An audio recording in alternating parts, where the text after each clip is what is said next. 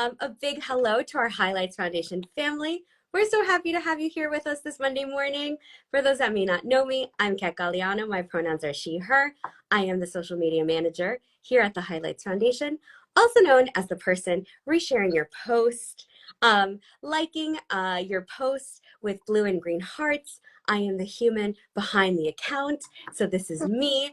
I'm also joining you from a very special location today. I am actually at the Highlights Foundation. So I am so excited. I get to host my very first book birthday from campus. So I am very, very excited to be here with Ruth and Robin. And I am also coming to you from the traditional lands of the Lenni Lenape people. And apart from all the fun things I get to do at the Highlights Foundation, one of my greatest joys is getting to host these book birthdays, because my greatest joys is getting to host these for our community members, faculty, and friends, because your wins are our wins. And today I have the honor of celebrating not one, but two picture books. We have The Midnight Mitzvah, words by Ruth Horowitz, art by Jenny Meilhove, and The Light from My Menorah, celebrating holidays around the world by Robin Heald, art by Andrea Blinick. We are so excited to welcome you, friends. Thank you for joining us today.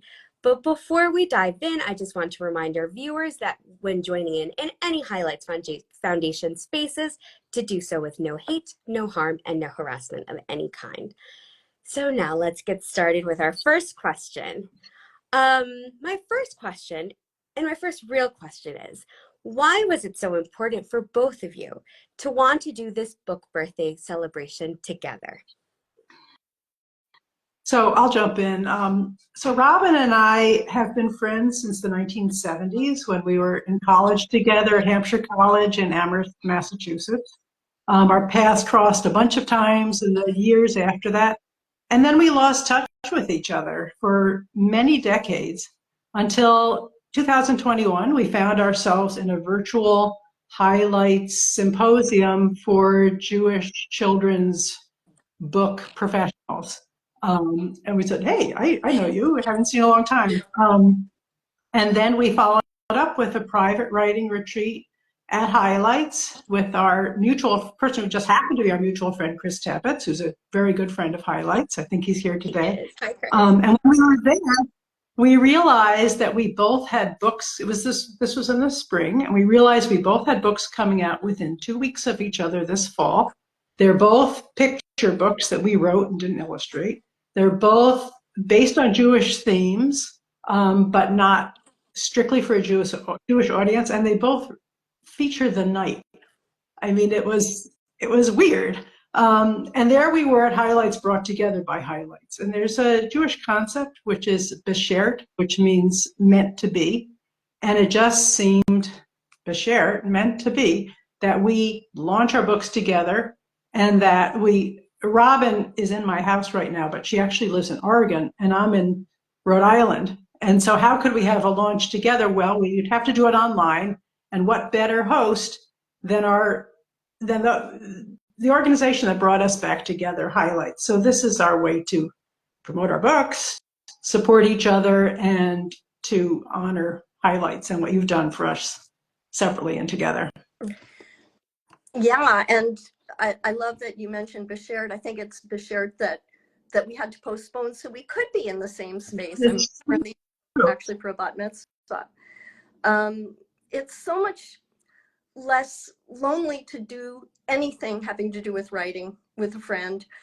You know what, writing can be isolating, not great for your social and life and mental health. As Ruth said, we owe the resurgence of our friendship to Highlights, and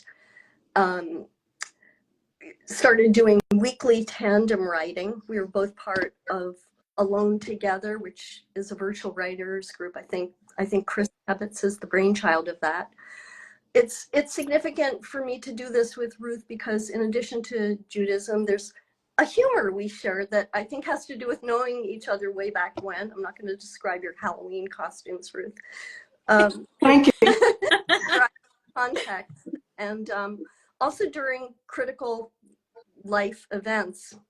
I'm thinking of when my husband and I were applying to be adoptive parents, and you need letters of recommendation, actually.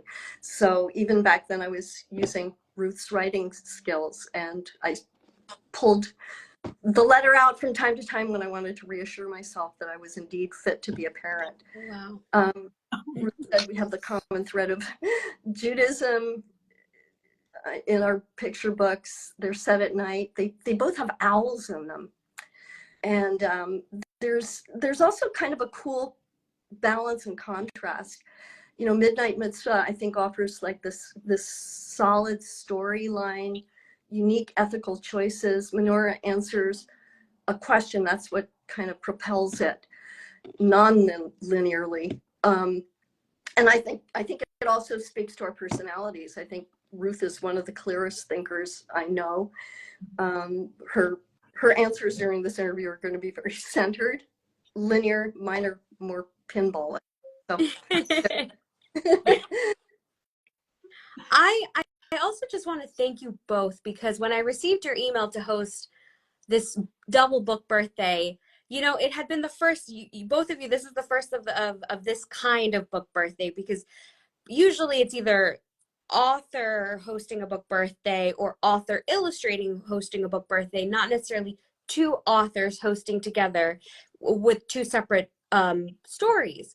So I was just like, this is interesting. But then when I heard this backstory, I was like, it just makes perfect sense for them to host with us, because highlights play such an important story and just ties them together. And I was like, how can we not celebrate with them? And so I thank you so much for the honor of doing this for both of you, and for allowing us to do this with you. And I think, like someone mentioned in the chat, I quickly saw that, you know, there must be some sort of higher power out there that allowed for us to postpone this in a way that we're all together at the same time, and both of you are literally under the same roof today. That I don't know, it feels something magical in the air that it sort of worked out this way. So I thank you both for this special moment, and for being on campus too. It really truly aligned in a way that, I don't know, it feels otherworldly. And I can't thank you enough for that, because being at the place that sort of ties you both feels extra special. So it gives me kind of like goosebumps right now. So I feel very, very lucky to be able to chat with you and to celebrate with you. And yeah, and I just hearing your stories, and yeah, I feel like this is going to be such a great conversation already. I'm already getting like all the goosebumps. So we're going to get into the next question, because I feel like this is already the beginning of an amazing conversation. So my next question is, how are you both feeling? The book is officially out in the world. So talk to us. Like, what does that feel like? As someone who is about to embark on a querying journey, I'm not quite there yet. So personally, I'm a writer who's going to start the querying journey. Like, how does it feel to be on the other side, where the book is now out in the universe? And how does it feel? Tell us, talk to us. Do you want to go No. first? Do you want me to go? You go. Me. Okay. I'll give my linear answer, and then Robin can pinball. So Midnight Mitzvah is my 8th children's book. So I've been in this business for a long time. I started in the 90s, and with every book it's a little different. These are all illustrated books. They're for younger readers. I am never the illustrator. And every time, one of the big mysteries is how, I entrust my text to an editor. The editor, with more or less consultation from me, it's more now than it used to be, approaches a illustrator. And I see some sketches, but I don't really know how it's going to look until I see the finished book. And the difference between the text in my head and the words on the pictures on the page is, I don't know if you can see, it's a little hard, but Jenny Meilhove she has these rich colors and these sort of folklore kind of motifs that I never would have envisioned.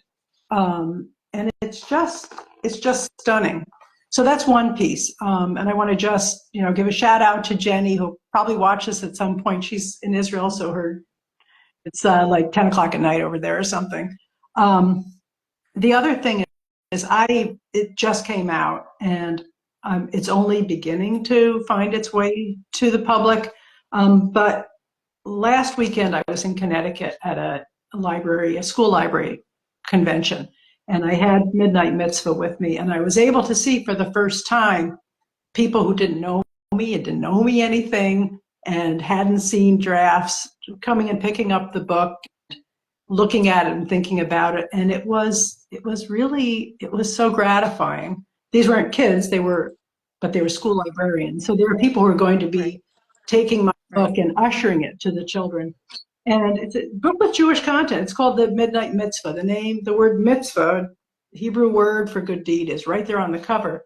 And I was seated with a bunch of, they had us organized at these tables, and where I was in a section with diverse books. I was sitting with somebody who had books that were from a South American tradition, and there was somebody who had books that were, I think, in Hindi and English bilingual.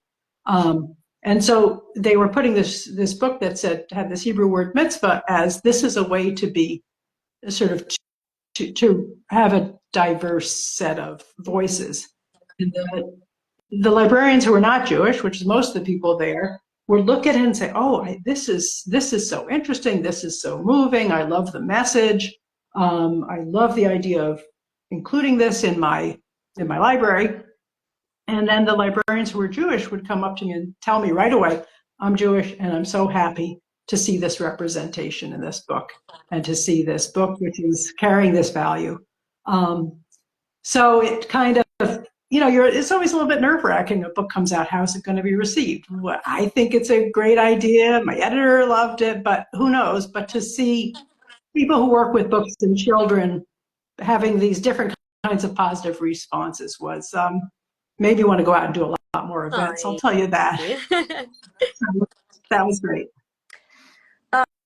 So mine is definitely placed during Hanukkah, and as we get closer to Hanukkah, things are ramping up. December is going to be kind of a busy month, and so I've got some readings at temples scheduled, libraries. I will also give a shout out to my illustrator.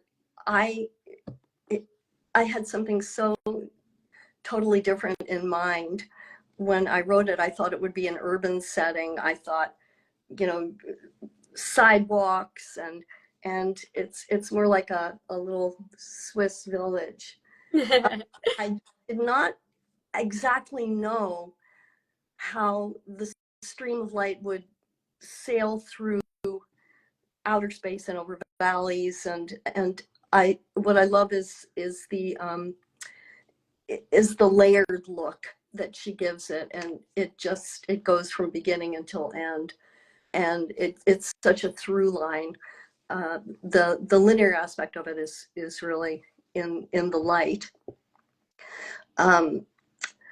The art direction, I think of Pajama Press is exquisite, and there are little varnish spots around. So that I've never met any of my illustrators.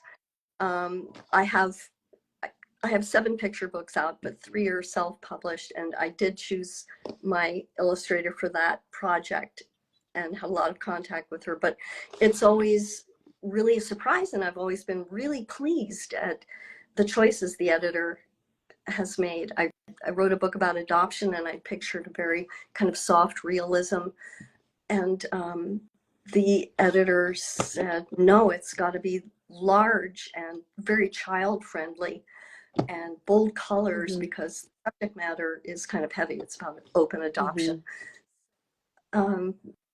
Yeah, the surprise aspect. I will also add that there's something a little anticlimactic. It's such a long process to get out there, and so when you finally receive it, it rejuvenates your interest in the project. But starting the book in 2019 and then finally having it come to fruition it's a long process. And so you kind of forget about it, you move on to other things, and then suddenly it's here. And oh my God, I've got some marketing.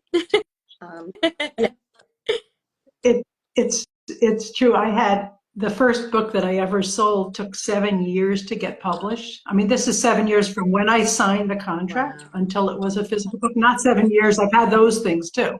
But I came home. I had another book came out in the meantime. And I came home to my house one day and there was a package on my doorstep. This was in the days before email and the internet. I said, "What's that package?"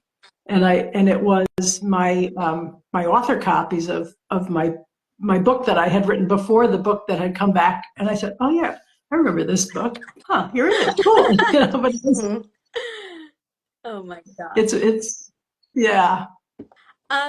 So my next question for you is, both your stories celebrate such wholesome and joyous things, from doing a good deed for a neighbor to the different holidays that make up this later part of the year. Can you talk about why these topics were the ones you wanted to explore in your stories? Do you want me to start here?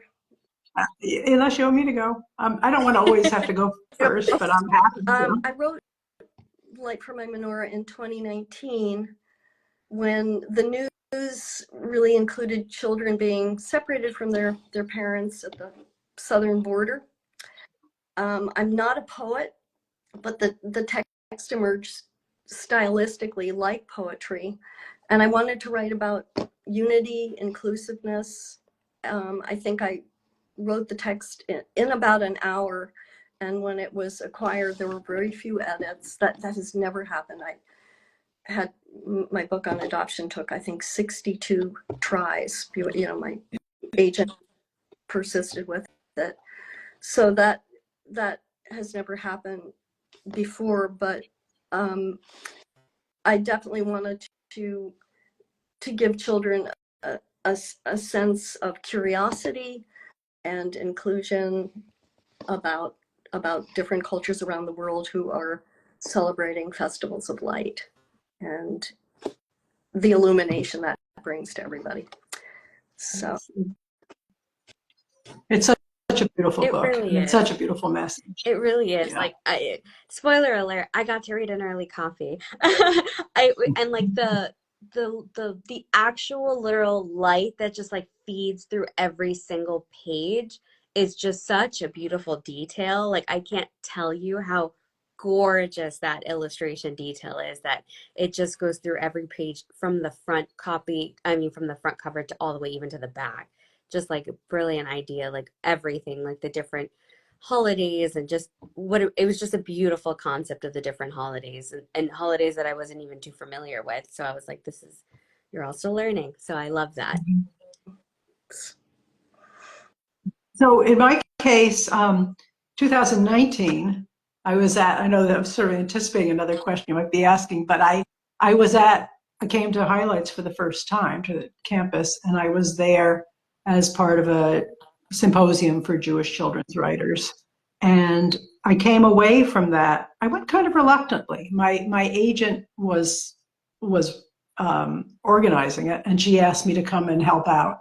And I hadn't been, I'm Jewish, and I'd written an adult book with a lot of Jewish content, but I hadn't written any kids' books with Jewish content. And I thought, well, this isn't my thing. But I went because, I like my agent, and she asked. One of the things I came away with was this challenge and sort of this inspiration that I could look to my Jewish roots as a source of inspiration. And around that same time, I was reading, there's a 2,000-year-old book of Jewish laws and stories called the Talmud, which if you read a page a day, it takes 7.5 years. And there are people who are reading a page a day, all the same page. And I started doing that. I lasted about 1.5 years, and then I gave up. But I was reading it to learn about the Talmud, but I was also secretly looking for story ideas. because there's a lot of magic and demons and folklore stories sort of woven in between. And I came across this story of this rabbi who likes to give charity at night so as not to embarrass the recipients. The problem is that the night belongs to the demons. Mm. And he's confronted by the king of the demons, who tells him that he's trespassing, and he has to argue his way out of it to complete his errand. And I thought, that's a really cool story. How can I make that work for kids in a picture book? What do I do with the demon? How do I portray the person who's receiving charity is embarrassed? There are like a lot of sort of difficult topics I thought were important, but also you had to be sort of sensitive, and how are you going to make it accessible to kids? So I had a lot of different tries, and I came up with the idea that I made Rabbi Hanina Bar Papa into Hanina Chipmunk, who likes to share the acorn she gathers with her forest friends. And Matilda Squirrel, who is based on my grandmother, may her memory be for a blessing, used to be able to get around a lot, but she's gotten older, but she won't admit that she needs help. And so Hanina has to find a way to help her where she won't reject the gift. So she decides to go out at night. The problem is that Hanina is a chipmunk, who are diurnal day creatures. And she's going out at night, and she's confronted by the great horned owl. That's my demon. I don't think it's a picture book. It works out okay. But that was my inspiration. And besides it, thinking it was just a cool story, the demon, the night, giving secretly, I also just really like the message behind the story, which is about helping someone in a way that preserves their dignity, being respectful of the person who you are helping, and also doing the right thing because it's the right thing to do, and not even if nobody ever knows, and especially if nobody ever knows, because there's so much doing good deeds in order to put your name on a building, or in order to get a prize, or in order to get applause. And you don't see a lot of heroes in children's literature who are just doing it because it's the right thing, or sort of making the case that this, you should do things Just for the without for the good of it. And I want to jump in here. Former educator, ran a preschool for a number of years. And the reason I think Ruth's book gives such a meaningful message is the phrase "good job" is just automatic these days. It's encourages children, I think, to do something for praise or reward, and certainly praise and reward have their place when a child is trying to overcome a difficult obstacle. But overused, it comes at such a dear price. It really takes away a child's natural altruism. In the preschool, I would encourage my teachers and myself to not say "good job," not to even comment on a work of art. That's beautiful. That's another catchphrase. Because then the child is looking outward, and the creative center becomes. So I think I get very passionate talking about this. Yeah. You. I want also. I want to also go ahead. Well, I want to also point out that giving in secret is an important Jewish value, but as I point out, I have author notes at the back, and it's also a very central to Islam, the concept of tzedakah, which is a form of charity, and the best tzedakah is anonymous. And also in Orthodox Christianity, there's a tradition of giving in secret for the same reason. So it's a value that isn't, you don't see a lot, but it is, it's like with Robin, by others. It is shared by lots of traditions, right? Robin, did you want to add anything, or? No, just if you don't interfere with a child's process. I used to do a lot of story dictation at the preschool. you miss, and it's tempting to edit as you go along, and doing plays with kids, which was a big focus of my school. You don't want to lead them because you miss out on their own, how their own minds are being associative. It's and on senses, like there was a boy who blinked, and every time he blinked he could smell tears, and wild stuff that you'd like to plagiarize. But I'm gonna jump into our sadly last question, which is, what do you hope kids will take away from your books? I think I've kind of already covered that. I mean, I always want to tell a good story, and I think that's the main thing. I don't write a book in order to teach a lesson. This is sounding a little bit preachy, this conversation. I really hope that my book doesn't come off as preachy.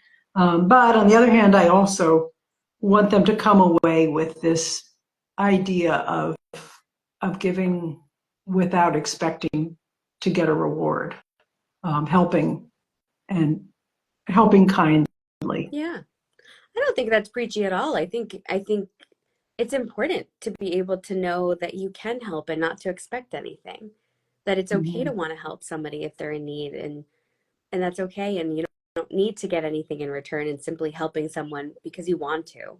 And I think that's important, and I think that's what your book delivered so beautifully, that this character that was Matilda, was not looking for any help, and Hanina was so willing to give it, and with needing nothing in return, and just went and did the thing and left the acorns. I mean, not to spoil alert too much, but and I think that was beautifully delivered, and I think you did such a lovely job with that. And I don't think that's preachy at all. I think it's a beautiful reminder that helping people is important, and I think sometimes we forget that, and I think it's nice to remember that helping someone in need, whether it's something small or big, makes us feel good too. So it's okay to do that.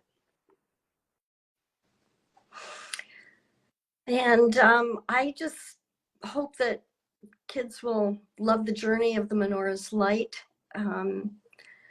traveling into outer space, over oceans, and that where the light takes them is going to make them curious about celebrations of light around the world.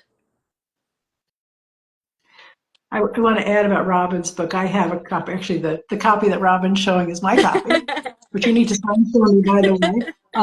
But it was here in my grandchildren. My 3-year-old grandson was really, really into it, and his mom read it to him, and then he went back over it, and he was reading again, and he was following the light on the page, and then finding every time you see the menorah, he was finding it, and then he got up and he came into my dining room here where I've got the menorah, and he was like showing his mom, see, there's a menorah on the page, and there's the menorah here, and it was so cool and so lovely to watch this, interacting with the book and absorbing it and seeing it, sort of in real life and making the connection. Where's Waldo with a Jewish twist? That's right. That's a perfect way to market it. Is there anything else you'd both like to add before we wrap up?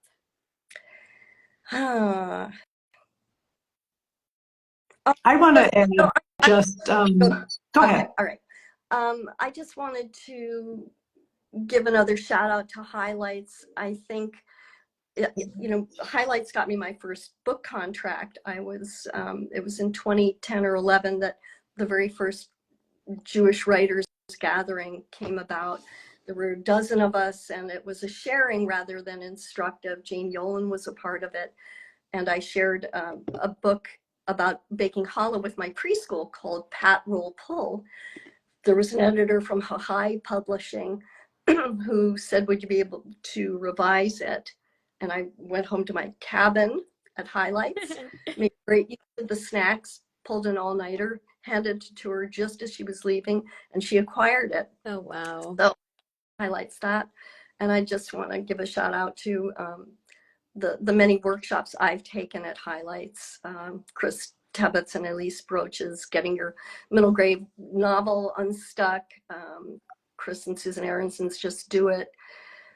Eileen Robinson and Harold Underdown's novel revision workshop, Dismantling the Kaleidoscope. It's endless. I'm addicted to it. So thank you to Some Highlights. great ones you've mentioned. Yeah, I also want to, for anybody who's considering a Highlights workshop, if you enlist the help of Rona Sheridan, Yes. who's an ambassador, she's wonderful to speak with. So we'll definitely make sure to run us on our marketing team. So I will make sure she knows this as soon as we get off this call. Thank you, Robin, for all that love. We truly, truly appreciate all that love. Yeah, I was also going to give a shout out to Highlights, although my relationship with Highlights isn't nearly as extensive as Robin's. But what happened when I went to that first 2019 symposium, one thing was I had this inspiration to write Jewish content. Another thing was that I met just a bunch of wonderful fellow writers, illustrators, publishing professionals many of whom became my dear friends, including Lisa Rosinski, who also happens to be an editor at Barefoot Books. And guess what? She's the person who, she was my editor for Midnight Mitzvah, wow. as it turned out. It was just such a joy to have this whole connection with her. I've never had that with an editor before. And the third thing that happened was I fell in love with Highlights, and been back many times. I haven't been to workshops. I've been to personal retreats. I've been with my critique group. I've been on my own. I went to this little group thing with Robin and Chris. But I so appreciate and love the spirit of the place and the culture of it, and all that you do to raise up writers and establish people who are on their way up, who are just stepping in. And it's just my favorite place to go and get some work done. So thank you for being there. Thank you for being you. Well, I always like to tell people, I'm like, I don't just work for Highlights. I also like to consider myself one of their biggest fans too. So I always love to hear people talk about so highly of it, because I feel that way too. So thank you so much for all those lovely, lovely words. I will make sure George watches this and the whole video, because, he needs to make sure he watches this one. I will march down to the office and tell him to watch today's book birthday. Thank you both so much for your time. Thank you so much. Thank you thank you. Thank you for these stories that make their way out into the world. They are so important. Thank you for the universe for wildly aligning all of us to be where we are today, for both of you to be together, for me to be at Highlights.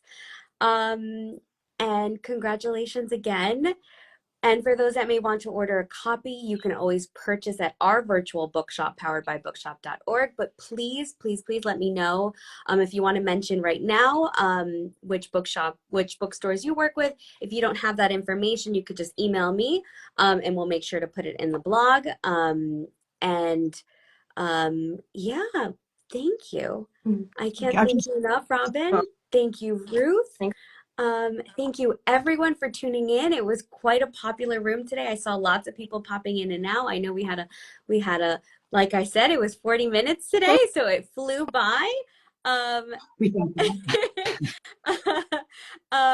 you for tuning in, everyone. Thank you for spending this morning with us, and we hope you have a wonderful week, and please be well. Okay. Thank you so much, Kat. Bye. Okay. See you soon, Robin. Bye.